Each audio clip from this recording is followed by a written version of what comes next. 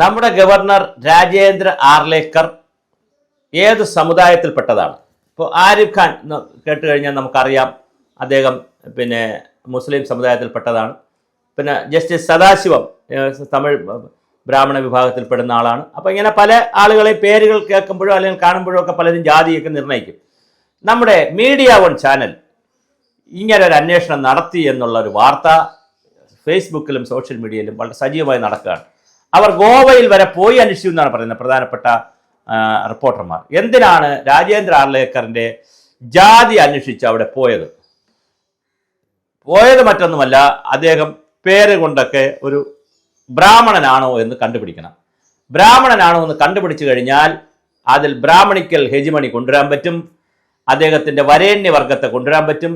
അദ്ദേഹം എന്താണ് എന്നൊക്കെ പറഞ്ഞിട്ട് അദ്ദേഹം RSSൻ്റെ വരേണ്യവർഗ ബ്രാഹ്മണിക്കൽ പരിപാടി ഇവിടെ നടത്തുന്നു എന്ന്, അല്ലെങ്കിൽ ബ്രാഹ്മണിസം കൊണ്ടുവരുന്നു എന്നൊക്കെ പറയാൻ പറ്റും. പക്ഷേ മീഡിയ വൺ ചാനൽ പോയപ്പോൾ ഇതിൻ്റെ ആധികാരികത എന്ന് പറയുന്നത് ഞാൻ ഫേസ്ബുക്കിൽ കണ്ടിട്ടുള്ള ഒരു പോസ്റ്റ് വെച്ചിട്ടാണ് പറയുന്നത് ഈ വീഡിയോ ചെയ്തിരുന്നത്. ഞാൻ മീഡിയ വണ്ണിൽ അന്വേഷിച്ചിട്ടൊന്നും അല്ല ഇത് ചെയ്തിരിക്കുന്നത്. അപ്പോൾ അവർ പറയുന്നത് ഇവർ പോയപ്പോൾ ഇവർക്ക് കിട്ടിയ വിവരം അദ്ദേഹം ദളിത് വിഭാഗത്തിൽപ്പെടുന്ന ആളാണെന്നുള്ളൊരു വിവരം ഇവർക്ക് കിട്ടി. അങ്ങനെ ഇവർ പോയ ദൗത്യം പരാജയപ്പെട്ടു എന്നുള്ളതാണ്. എത്ര മോശമാണ് നമ്മുടെ സംവിധാനങ്ങൾ.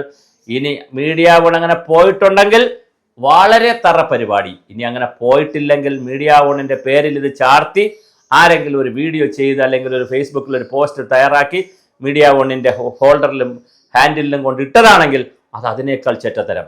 എന്തായാലും ഇവിടെ വരുന്ന ഗവർണർമാർ അതുപോലുള്ള ആളുകളുടെ ജാതി കൂടി അന്വേഷിച്ച് അങ്ങനെ അവരെ ബന്ധിപ്പിക്കാൻ നടന്നാൽ എത്ര മോശമാണ്. അപ്പോൾ ഗവർണറുടെ ജാതി ഏത് എന്ന് അന്വേഷിച്ച് ഇവിടെ നിന്നൊരു മീഡിയ സംഘം പോയി, അല്ലെങ്കിൽ മീഡിയ പ്രവർത്തകർ പോയി എന്നും അവർ അത് കണ്ടുപിടിക്കാൻ പോയിട്ട് അവർ പരാജയപ്പെട്ടെന്നും, കാരണം അവർ മുസ്ലിം സമുദായവുമായും ജാതി മതവുമായി ബന്ധമുള്ളൊരു ചാനലാണെന്നും അത് പോയി ഹിന്ദുവായിട്ടുള്ള രാജേന്ദ്ര ആർക്കറുടെ ജാതി അന്വേഷിച്ച് പോയി പരാജയപ്പെട്ടു പോയി തിരിച്ചു വന്നു എന്നുള്ള വാർത്ത വളരെ കൃത്യമായി സോഷ്യൽ മീഡിയയിൽ കറങ്ങുന്നുണ്ട്, ഫേസ്ബുക്കിലൊക്കെ കറങ്ങുന്നുണ്ട്. അത് മീഡിയ വണ്ണിൻ്റെ സിമ്പലും അടയാളവും ഒക്കെ വെച്ചുകൊണ്ട് തന്നെയാണ് അത് കറങ്ങുന്നത്.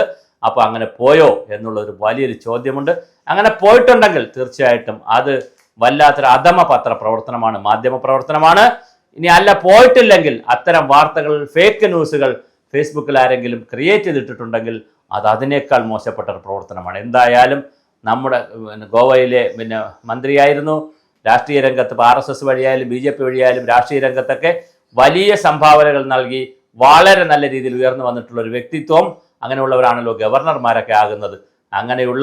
അങ്ങനെയുള്ള രാജേന്ദ്ര ആർലേക്കറെ പോലെയുള്ള ആളിൻ്റെ ജാതി അന്വേഷിച്ച് പോയവരുടെ ജാതി എന്തെന്നറിയാൻ വലിയ താല്പര്യം നമുക്കുണ്ട്. അവർ മനുഷ്യജാതിയാണോ എന്നാണ് നമുക്കറിയേണ്ടത്, അതോ ജാതികൾക്കിടയിൽ ജാതി കണ്ടെത്തി ജാതികൾ കുത്തിവെച്ച് ഇവിടെ ഒരു ജാതി വിദ്വേഷം ഉണ്ടാക്കാനുള്ള ഒരു ബ്രാഹ്മണനെയും ദളിതരെയും ഒക്കെ തമ്മിലടിപ്പിക്കുന്ന വേറൊരു ഭാരതത്തെക്കുറിച്ചും കേരളത്തെക്കുറിച്ചും ചിന്തിക്കുന്ന ദുഷിച്ച ചിന്തകളുടെ ഉടമകളാണോ ഇവർ എന്നത് നമുക്കറിയണം.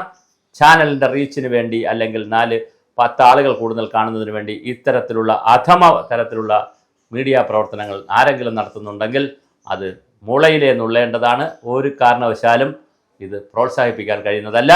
എന്തായാലും ശരി തെറ്റുകൾ സമൂഹവും കാലവും വിലയിരുത്തട്ടെ.